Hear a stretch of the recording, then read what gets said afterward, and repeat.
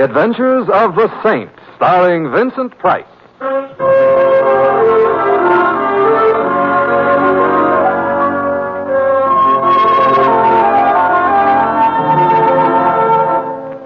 The Saint, based on characters created by Leslie Charteris and known to millions from books, magazines, and motion pictures. The Robin Hood of modern crime now comes transcribed to radio, starring Hollywood's brilliant and talented actor Vincent Price as The Saint. They say each man kills the thing he loves. And so I have killed you, my love. But the cruel, merciful knife which parts our flesh shall bring us yet together, in a together which is forever. I am ready, officer.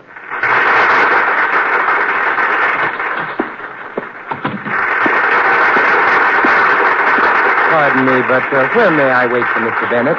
He's still on stage taking down. Yes, I know. I was in the audience. My name is Templar. Oh, yes, Mr. Templar. He's expecting you. You can wait in his dressing room. It's right down the hall there, first on the right. The one with all the flowers on it. Thank you. Well, thank you, darling. Did you really? I enjoyed that. Thank you. See you shortly. Mercer. Come in, my dear. You are sweet, dear, but... hello, Mercer. Congratulations. Simon Templar, how perfectly wonderful of you to come. As I was saying, my dear Shari, you were sweet and utterly charming throughout, but never cross in front of me. Never. Yes, Mercer, I'll remember.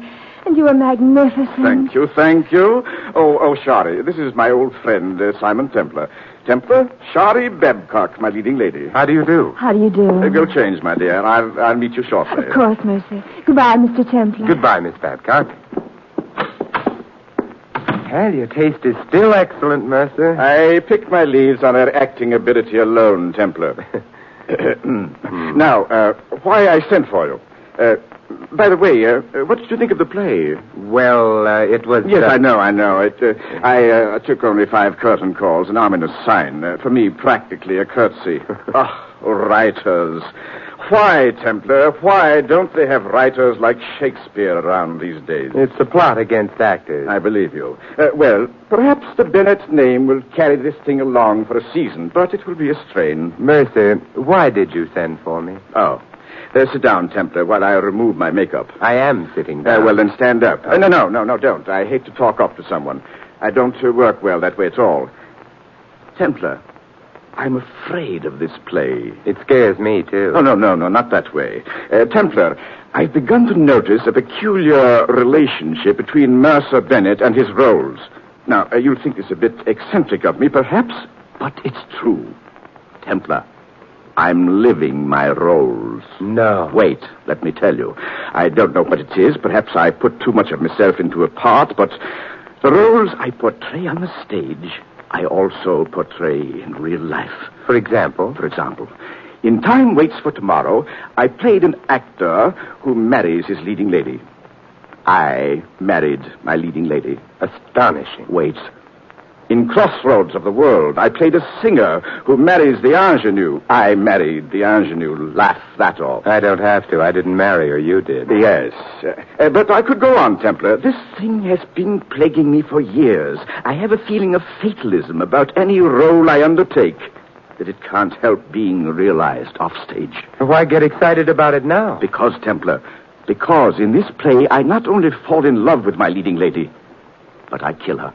Well, has the first part come true? Well, one might say so, yes. She's utterly infatuated with me, of course, and she's a charming thing. I see. And you're afraid you're going to kill her? Deathly afraid. Well, it's been nice seeing you again, Mercer, but... Wait, don't go. I'm not just imagining things. The way the part was originally written, I shot Shari. But in our tryout in Boston, the prop man discovered that someone had put real bullets in the gun. Are you sure? Of course I am. That's why I had it rewritten to a knife. We use a rubber blade, of course. Of course. And you have no idea who put those bullets in the gun? None. It could have been anyone. Even you? That's what haunts me about this whole business, Templar. Could I have done it and not know it? Could I do it again? Oh, you've got to help me, Simon. Yeah. All right, I'll do what I can. But it might not be much. Ah, I'd appreciate it, Simon. I'd appreciate it immensely. And when we of the theater... Please, no tears. Where should I start? My agent and business manager will tell you whom to see and take you around. Stuart Jackson. Low fellow. Well, I'll see him in the morning. I'm deeply grateful, Simon. Why, I hardly dare look at the girl. I avoid her. Mercer, Daddy? Coming, Shari, darling, coming. Well, you see, I... Yes, I know. The show must go on. See you tomorrow, Mercer.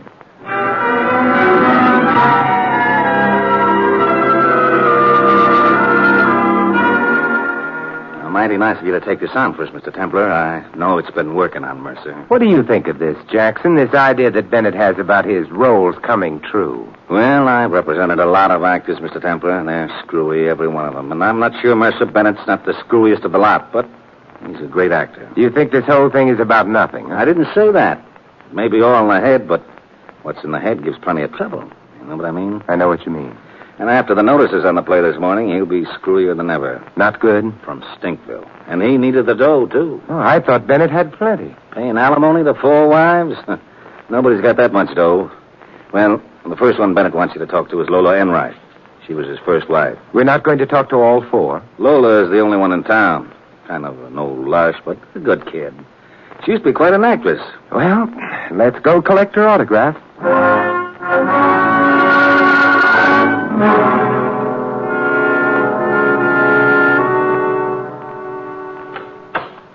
Morning, Lola. Can we come in? Why, Mr. Jackson, do come in. I hope you'll excuse my dishabille. Just reading over a frightful stack of plays they're begging me to do. Safely wearing, finding a vehicle. Skip it, Lola. This isn't the producer. This is Simon Templar, the saint. Now, why didn't you say so? How do you do, Mr. Templar? Sit down. Thank you, Miss Enright. I've enjoyed your performances many times. Must be older than you look. What's up, boys? Mr. Templar, I'd like to ask you a few questions, Lola, about Mercer. Well, if you're going to talk about him, I've got to be fortified. Excuse me. Mr. Templar, have you ever met my friend? Huh? Oh, yes, I have. Oh, good. Then I don't have to introduce you. How about joining us? Well, I'm very fond of your friend, but not this early in the morning. About Mercer Bennett, Miss Enright. What about him? Well, very briefly, he has a fixation about roles he plays on the stage and acting themselves in real life. And in his latest play, he kills his leading lady. Tell him not to worry. That turkey won't run long enough for him to step on an ant. Something has occurred, however, to indicate that this isn't all imagination. You know anyone bearing any ill will against Bennett, Miss Enright? Sure I do. Anybody that knows him. Oh? Well, how about you, if I may be blunt?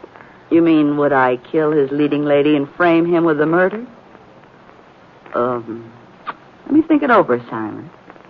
Sure you don't want to say hello to my pal here? No, thanks. Well, I do. Mercer Bennett. The problem being, would I like to see him accused of murdering his latest love? Well, I might. I very well might. Anything else I can do for you, Simon? Play Camille, Butch Candy between acts? Tour with the South Pacific Company of South Pacific? If anything comes up, Lola, I'll let you know. Oh, you're a nice boy, Simon. I'll give you a tip. Never be seen in public with agents. So long, Jackson. Here's to crime, Simon. Happy days, Lola. Yeah? Happy days.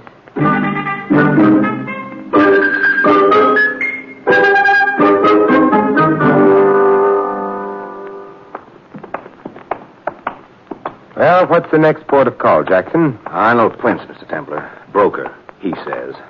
Also has a wad of dough on the show. Oh, yes, you told me. Yeah. Here's his office here. No secretary. Guess we go right on in, huh? I guess so.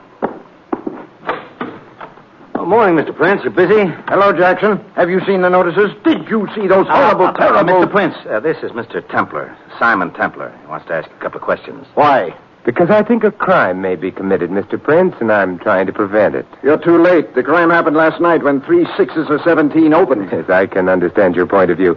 Tell me, Mr. Prince, what was your reason for putting money into the show? The play itself? I'll tell you. The reason was Sherry Babcock. I was made a fool of. Sally was your girl? If I hadn't thought so, I wouldn't have put a cent into this egg. I couldn't afford the money. Do you hold any animosity toward Sally or Bennett? Toward both of them. How much animosity? Just this, Mr. Templar. I have a reputation for being a man it isn't safe to make a fool of. Do I make myself clear? I think so. Good. Good day, gentlemen. Oh, just one more question. Are you what they call an angel, Mr. Prince? An angel? You needn't answer that. Good day.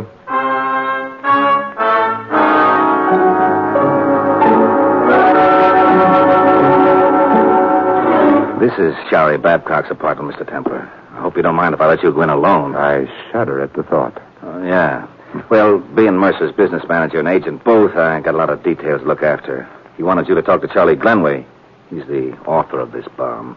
But if you talk to Charlie long enough, Charlie'll be along. Get what I mean? I get what you mean. See you later, Mr. Templar.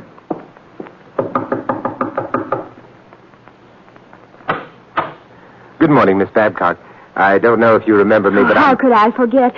Won't you come in, Mr. Templar? Simon? Oh, thank you, Sally. Have you seen the notices? Yes. Well, it was to be expected, of course. Charlie's a nice boy, but just not a writer. Just not a writer. Sally, are you aware of the fact that as long as this play runs, you may be in considerable danger? Terribly exciting, isn't it? Huh? You're not frightened? But that's theater, Simon, dear. Actors living their roles, the excitement of opening night, the smell of grease paint. Sorry. Let's not do the grease paint in the veins bit, huh? Of course. You know about what happened in Boston? The real bullets instead of the blanks? Mm-hmm. Wouldn't it be fascinating if darling old Mercer had actually done it himself? I mean, conscious love, but subconscious hate. Fascinating, like Ibsen. Look, Hedda Gabler, did it ever occur to you that... Sherry, you seen the reviews? Oh. Knock, Charles, darling, knock. Simon Templar, this is Charles Glenway, our author. The rats desert the sinking ship. You thought the play was pretty hot stuff this time yesterday, Sherry. Oh, how are you, Templar? Thank you. Don't be rude, Charlie. And if one simply isn't a playwright, one should face it. Quote, Mercer Bennett, unquote. It was a play before he got hold of it, him and his rewrites. Of course it ended up garbage. It was bound to. Oh, speaking of rewrites, Charles, darling, I've got some ideas about the second act. My lines simply have to be fixed, you know. Your lines have to be fixed. Well, you certainly fixed them last night, all right. Why don't you get that dramatic school mush out of your mouth and talk? You think it improves things if nobody can hear you? In this case, yes. Am I intruding on anything? All right. We won't fight, Sherry. I don't want to. Fine, darling. And you will rewrite my lines in the second act? No. Yes. I'll keep score for you. Who is this guy, anyway? Another Arnold Prince? I was never anything to Arnold Prince but nice to him, so he put up the money for your show. How nice were you? Glenway, I hate you. Sorry, darling. Mercer, sweet. Oh, Glenway. And Templar. Sorry, old man. Shall I leave? Not at all. I mean, don't rush off. About the notices, Shari, darling. Disregard them. Of course, the play is bad. The thing to remember is that I've carried worse plays than this. You were younger then. Jealousy rearing its juvenile head. But it's a good thing you're here, Glenway. There's a lot of rewriting and fixing to be done. And you might possibly be of some help to me. I have an earth-shaking suggestion. Why not just do the play as it was written in the first place? You're questioning my knowledge of the theater? I think you're over the hill, Jack. Pay no attention to this scribbler, Mercer. Our teeth. I find your conduct unprofessional, Glenway. We of the filter. And I find your conduct unbecoming to your fellow members in the Townsend Club, Bennett. Hams. What did you say, Templar? I have been up since dawn trying to prevent a murder about which I now feel almost indifferent. I have foregone my breakfast, but I find myself unable and unwilling to do so another second. If anyone wants me, I shall be in the restaurant on the corner, saving a life near and dear to me, my own. Farewell, Thespians.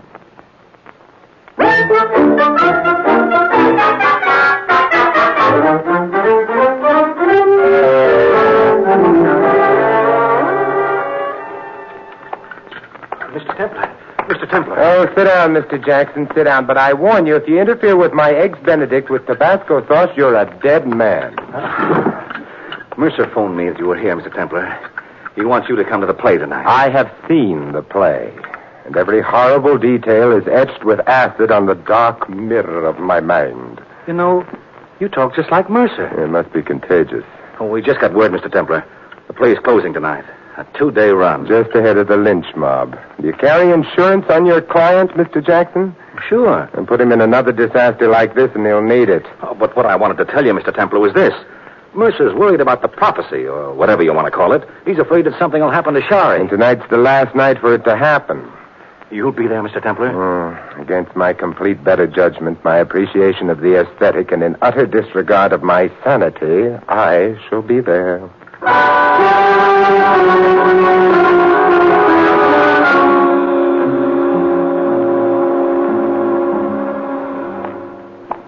Hello, Mr. Templar. Oh, hi, Charlie. Where have you been, huh? Out front. Everything all right back here, Mr. Templar? It's all quiet so far. This is the final scene. Yeah, the death scene. Yeah. He plays the violin to her before he stabs her. You think the audience is buying it, Mr. Templar? Well, they haven't stormed the stage as yet. Well, it's not a bad play, or it wasn't at first. It's Bennett in the rewrites. Now it's all hash. How do you like Shari? As an actress? Promising. A bit theatrical, but she should have a good career ahead of her. If nothing happens. Nothing will happen. Hey, there's Prince backstage. I don't like that. I'll keep an eye on him. And there's Lola, too. She's... I know. She's Bennett's first wife. And she's bitter because he hasn't paid her alimony for years. Look. They're going into the death scene. Yeah, I'm watching, Charlie. Don't let anything happen to her, Mr. Templar. Charlie, hey, what's that on the prop table, huh? A knife. Well, it's not a real one. It's like the one Bennett stabbed Shari with, a rubber blade. But if that knife is here, what has Bennett got? What?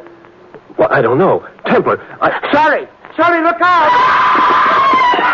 Quick! The curtain! Pull down the curtain, quick! Shari, are you hurt? What happened, Bennett? I don't know. I started to stab her like I always do, and blood came. I had the wrong knife. Let me, Templar. Shari, baby. How bad is it? Get a doctor, somebody. No doctors to spoil our last moment, Charles. Just you and me. Oh, it will always be you and me, Shari, always. No. The realization came too late. The bloom with us in the bud. It's fragrant, secret, forever. Shari. Next week, East Lynn.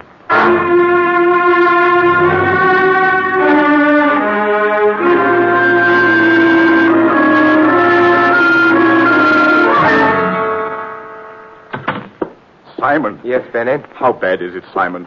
Is it fatal? Tell me, Simon. I can take it. Oh, the doctor said he had great difficulty finding the scratch. Scratch? Yes, it was a very minor flesh wound.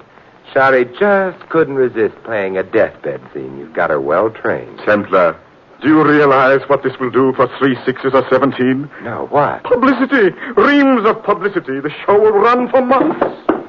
Where is she? Oh, she's in her dressing room. Come on. Shari. Mercy, you've come to say farewell to Get me. up, you lovesick ingenue. Put a bandage on that scratch. You've got a show to do tomorrow. But Mercer, I'm dying. You couldn't be killed with a meat hand. Wait a minute, Bennett. That's no way. And I want to see you about some rewrites, Glenway, as soon as I talk to the press. We're not closing. Mercy, you are closing. What? Whether you like it or not, someone tried to kill Shari tonight, and if the police had to pick a suspect, they would undoubtedly pick you. Yes, perhaps they would. Perhaps they might even be right. Say nothing about this stabbing to anyone. Run one more night, tomorrow night, and let everyone know the closing is definite after that, huh? Why? Why one more night? We've got one more night in which to catch a potential killer. See that everyone backstage tonight is here tomorrow. Lola, Prince, Jackson, Glenway. And you, certainly, Mercer. Definitely you.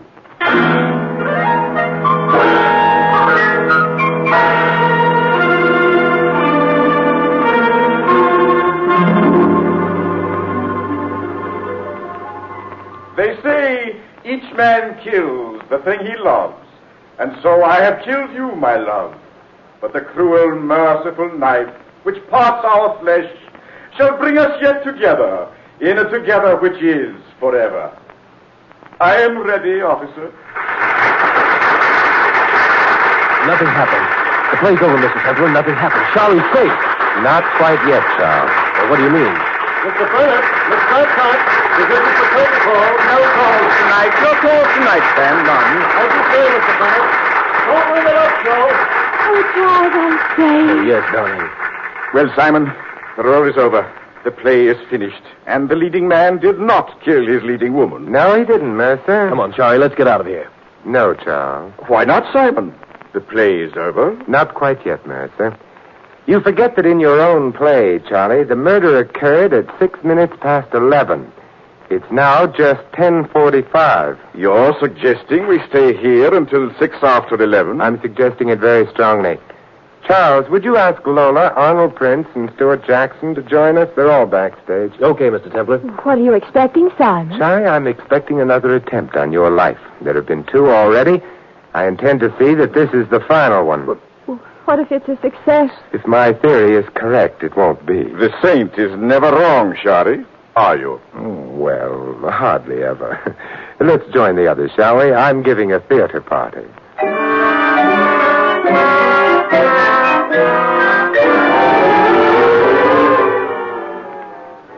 How much longer are we going to have to sit here, Templar? Oh, just a few minutes, Mr. Prince. It's after 11 now. I'm getting very dry, Simon, old boy. Patience, Lola, patience. It's creepy in here with everyone gone. I don't like being the bait in a trap. You have a whole squad of protectors, Shari. Except that one of them could be a murderer. Got any theories on the case, Mr. Templar? Oh, a few, Jackson. 3 minutes after 11. Well, I guess we've got time to hear some of them. It will pass the time. In this case, the question seems to be motive. Who would profit by killing Shari? Or who would profit by framing Bennett here with the killing of Shari? Always presuming that the assailant is not Bennett himself. Thank you. Mr. Arnold Prince. A motive, certainly. I agree with you. A rejected suitor who feels himself used badly. She's a little... Why, you... Gentlemen, no violence until 6 after 11. Mr. Prince lost money he could ill afford to lose. He thought he lost Miss Babcock to Mr. Bennett, and so had reason to hate them both. Stick around, Mr. Prince. Don't worry. I wouldn't miss Shari's murder for twice as much dough as I poured in this rat hole. Oh, Miss Lola Enright. A motive, perhaps? Love. Desperate, hopeless love for this road company, Barrymore, and hatred for the younger rival. Right, Simon? Couldn't have done it better myself. I'll stick around, Simon.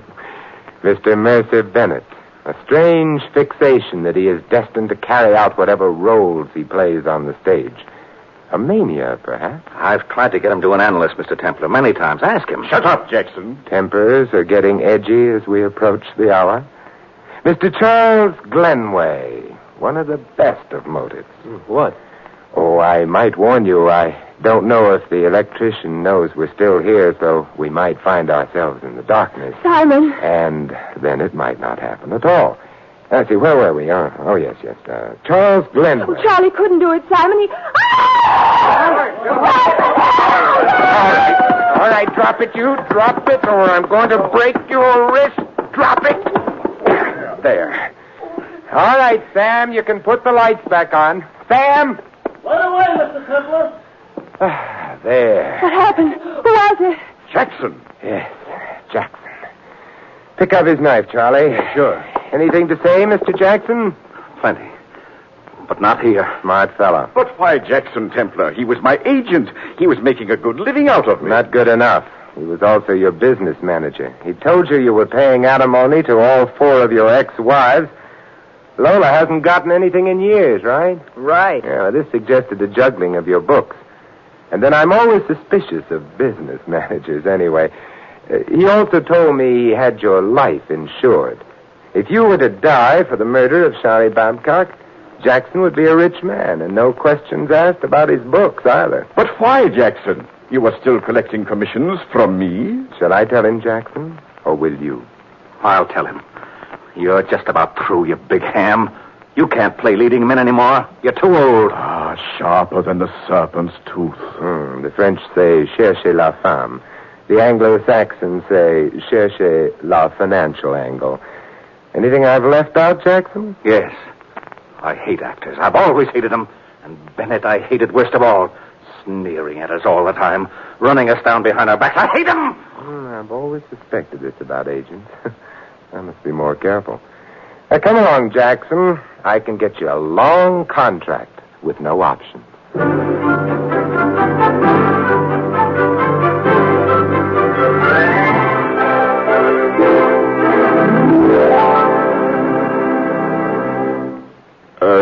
Templar. Yes, Mason?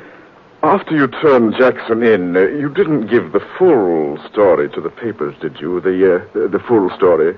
Not yet. Why? Don't. Don't, as a favor to me. Oh, but this will be wonderful publicity for your show. It will run forever. I'd rather you didn't. But why, Mercer? Well, Jackson's statement about me being too old for leads. Of course, it's totally untrue, but if word of a charge like that gets around show business, well, you know... Yes, I see. My lips are sealed. Thanks, Templar, thanks. Maybe the trouble is I'm not wearing a tight enough girdle, or maybe chin straps while I sleep at night. Actors. You know, Jackson may have been right.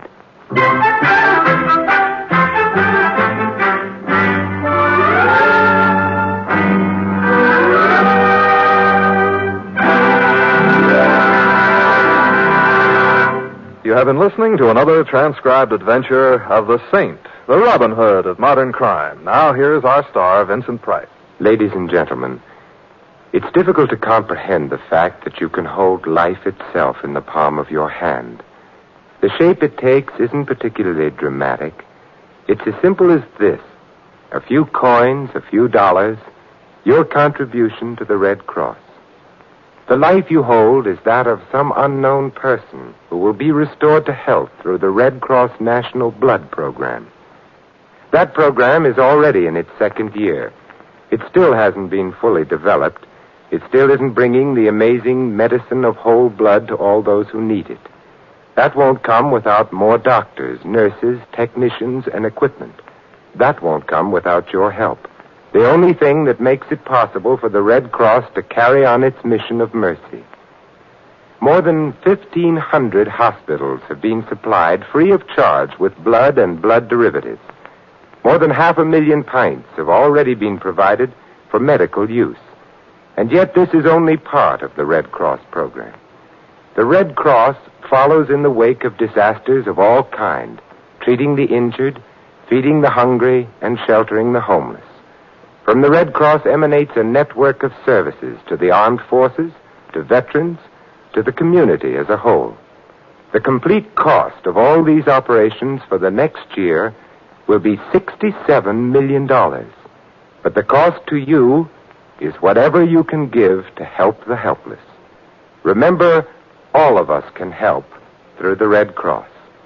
This is Vincent Price inviting you to join us again next week at this same time for another exciting adventure of the Saint. Good night.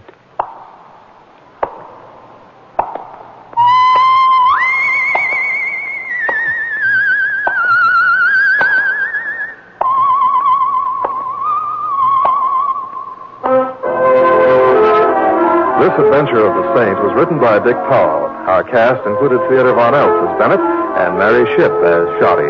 Ed Begley was Jackson, Maggie Morley, Lola. Prince was played by Stanley Farrar and Charlie by Bob Clark. Harry Brown was the doorman. The Saint, based on characters created by Leslie Charteris, is a James L. Safier production and is directed by Helen Mack. Vincent Price is soon to be seen co-starring in RKO's production of His Kind of Woman. All you Saint fans will be glad to know that Mr. Price is guest editor of the January issue of Inside Detective, world's largest-selling detective magazine. Your announcer, Don Stanley. 3 chimes mean good times on NBC. The chimes are ringing for tonight's broadcast of The Big Show, radio's greatest spectacle. Your stars for this evening's Big Show, in addition to the unpredictable Tallulah, will be Louis Calhern, Jimmy Durante, Jack Carter, Martha Ray, and many, many more. For drama tonight, Theater Guild on the Air presents a 1-hour adaptation of the fascinating story Trilby, starring Rex Harrison and Teresa Wright. So remember, The Big Show and Theater Guild on NBC.